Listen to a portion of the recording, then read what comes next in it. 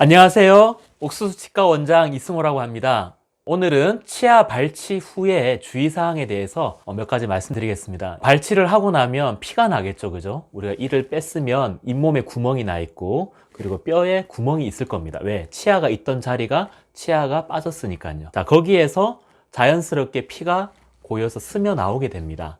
자, 그럴 때 피를 우리가 지혈을 시켜야 되는데, 지금 아마 발치하고 나서 꺼즈를 입안에 물려 드렸을 겁니다. 그 꺼즈를 이렇게 꽉 물고 계셔야 되고요. 그리고 피랑 침을 삼키시면 되겠습니다.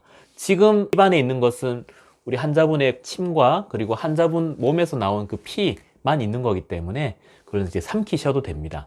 그걸 오히려 뱉게 되면, 이렇게 뱉게 되면 음압을 형성해서 피를 더욱더 빨아 나오게 하는 그런 작용을 하기 때문에 뱉으시면 안 되고 삼키셔야 됩니다. 그래서 그 물려드린 꺼즈를 꽉 물고 계시고 피랑 침은 삼키시고, 그 꺼즈를 보통은 1시간 정도 꽉 물고 계시는 게 좋겠습니다.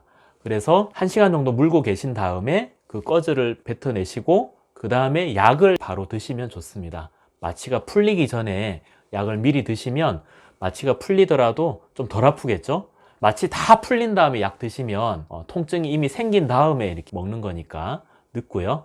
마취가 다 풀리기 전에 약을 드시면 좋습니다. 보통 위에 치아 발치를 하셨으면 마취가 한 2~3시간 보통 가면 풀리게 되고요. 아래쪽에 큰 어금니들 중에 하나를 빼신 경우라면 마취가 보통 3시간, 어떤 분들은 4시간 정도까지 가는 경우도 있으니까 마취가 안 풀려요 라고 이렇게 하시는 분들이 있는데, 당황해 하지 마시고 시간이 지나면 마취는 풀리게 되어 있으니까 그렇게 걱정하지 않으셔도 되겠습니다.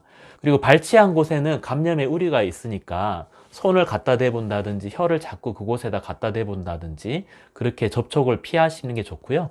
그리고 흡연하시는 분들, 흡연을 꼭 피하셔야 되겠습니다. 흡연을 하시면 발치 후 낫지를 않습니다. 흡연하면서 니코틴을 흡입을 하게 되는데, 그 니코틴은 혈관을 수축하는 작용이 있습니다. 그래서 혈관을 수축해서 이렇게 혈액 공급이 되어서 발치한 곳이 잘 나아야 되는데 잘 아물지 못하게 하는 작용을 하게 됩니다. 그리고 음주를 하신다면 적어도 한 일주일 정도는 음주를 피하시는 게 좋습니다. 오늘 처방을 해드릴 겁니다. 약을 항생제와 진통제와 그리고 위를 보호하는 소화제, 그렇게 제산제 같은 위 보호제 같은 게 있을 텐데요. 보통 세 가지의 알약이 있을 겁니다. 약을 이렇게 잘 드시고 아프지 않더라도 잘 드시는 것이 좋겠습니다. 왜냐하면 우리가 아프지 않아도 항생제라든지 이런 것들을 잘 복용을 하면 잇몸이 잘 낫거든요. 그래서 빨리 낫습니다. 어쨌든 결국 낫긴 하지만 낫는 시간을 단축시킬 수가 있습니다.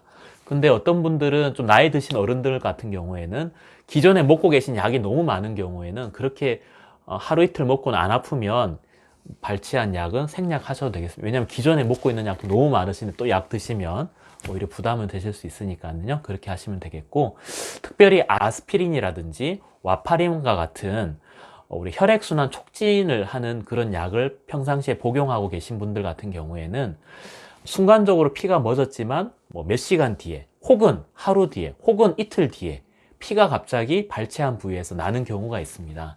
그런 경우엔 당황하지 마시고 꺼즈를 다시 그곳에 꽉 물고 있으면 결국 압박을 하면 지혈이 되게 되어 있습니다. 중요한 건 압박입니다. 압박해서 꽉 물고 있어야 지혈이 되거든요. 근데 어떤 경우는 꺼즈가 없는 경우가 있잖아요. 구하기 힘든 경우가 있고, 그런 경우에는 녹차 티백, 우리가 차 마시는 녹차 있지 않습니까? 그 녹차의 그 티백을, 그 물기를 꽉 짜서 하나 내지는 2개를 발치한 부위에 넣고 꽉 물고 계시면 결국 압력이 가해지도록 하는 게 중요하겠죠. 그래서 꽉 물고 계시면 지혈은 결국 되게 돼 있습니다. 한밤중에 피가 나서 당황하셔서 어떤 경우에는 응급실을 가는 경우가 있는데, 사실 응급실을 가더라도 특별하게 하는 건 없고 압박 지혈을 시켜서 모니터링을 하는 것이 다입니다. 그래서 압박 지혈을 항상 염두에 두고 하시면 되겠고, 발치를 하고 하루가 되고 이틀이 됐는데도 발치한 부위에 통증이 엄청 심한 경우가 있습니다. 심해지는 경우가 있습니다. 그런 경우에는 치과로 연락을 주시고 방문해 주시면 되겠습니다. 간혹 드라이 소켓이라고 건성 치조골염이라고 발치한 부위에 피딱지가 이렇게 차서 발치한 부위에 상처가 보호되어야 되는데 그 피딱지가 형성이 안 되고 조기에 떨어져 나가버리는 경우에는 극심한 통증을 야기하는 경우가 간혹 있습니다. 그런 경우에는 저희들이 적절한 처치를 통해서 통증을 줄여드릴 수가 있으니까 너무 갑자기 통증이 잦아드는 기분이 아니라 좀 오히려 더 심해지는 기분이 드시면 그때는 연락을 주시고 치과로 방문해 주시면 적절한 치료를 받으실 수가 있겠습니다. 그리고 발치한 부위에 우리가 보통 붓지 말도록 얼음 찜질을 콜드팩을 하라고 권유를 해드리는데 이 콜드팩은 발치한 당일과 그 다음 날까지만 하셔야 됩니다.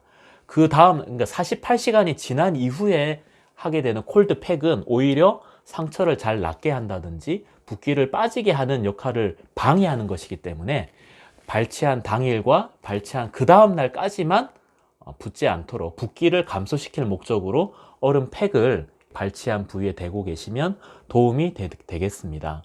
그래서 양치질 할 때는 발치한 부위의 칫솔은 2, 3일간 칫솔질을 하실 때 발치창이 있는 직접적으로 양치질 하다 잘못하면 그 피딱지가 떨어져 나가게 할 수가 있기 때문에 발치한 옆에 치아까지만 정상적으로 양치질을 해주시고 발치한 부위는 살살 이렇게 해주시면 될 것 같고요. 그리고 간혹 사랑니를 빼실 때 지혈제를 선택해서 지혈제를 넣는 경우가 있는데 피가 남들보다 좀 많이 나는 경우 또 사랑니 같은 경우 특히 발치하고 나면 통증이 심한 편이거든요.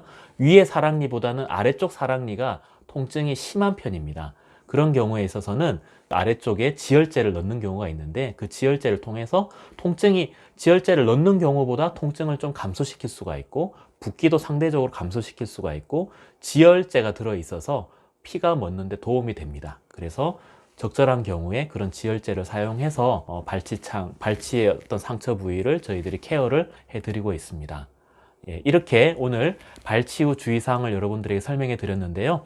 앞으로도 좀 더 좋은 정보로 여러분들과 만나겠습니다. 여러분 안녕히 계십시오.